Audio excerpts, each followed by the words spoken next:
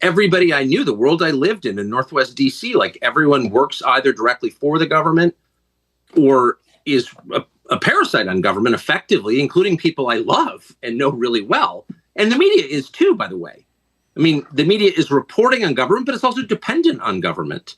In 2008, it became really clear that Barack Obama had been having sex with men and smoking crack. And a guy came forward, Larry Sinclair, and said, I'll sign an affidavit. And he did. I'll take a lie detector. And he did. I smoked crack with Barack Obama and had sex with him. Well, that was obviously true.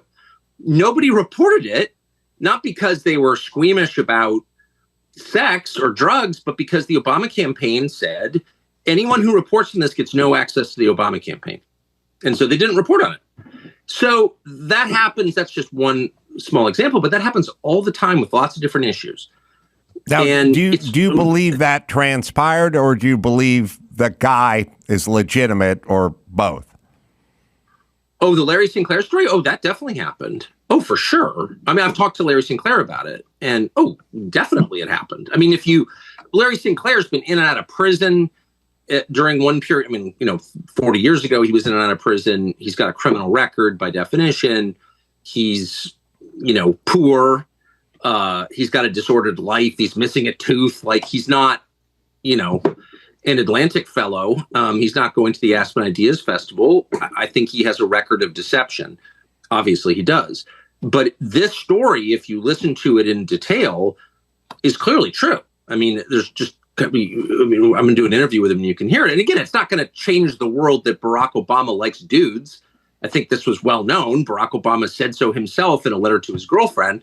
And by the way, that's kind of Barack Obama's business. I'm not attacking him for liking dudes. I'm just saying the amount of lying in the media about it was unbelievable. Like, people knew this was true, and it was quite obviously true at the time. And people who covered the campaign didn't say anything about it because they didn't want to lose access to the campaign.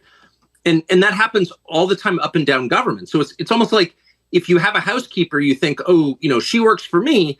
But if you have a housekeeper long enough, you realize, well, you actually work for her, and you get caught up in her dramas. You know what I mean? Like, yeah, there's a weird dynamic where you switch places with people. And by the way, fire her abruptly and she'll write a tell-all book about Tucker at home. That's exactly right. And, we don't even have a full-time housekeeper. So, that's not going to be an issue for me. But the point is, you think you're holding government accountable, but actually they're controlling you. That's really the dynamic in Washington. But, you're living in the soup, and it's hard to see it at work. And this is a long way of saying the conclusions I've reached are middle-aged conclusions. And that's a lot of it. Right. It's just that I've gotten older, and you can't see certain things when you're younger. And it's like young people, you'd think they'd be the most open-minded of all. They're the least open-minded because they're afraid of the future. So they want to believe whatever storyline they've been fed is true. Like, the only problem with America is white supremacy, and our tax system is fair, and Kennedy was assassinated by a lone gunman, or whatever. They don't want to face the terrifying unknown and complexities of the actual world we live in, the reality of life, which is we have no freaking idea what's going on, actually. They don't want to admit that.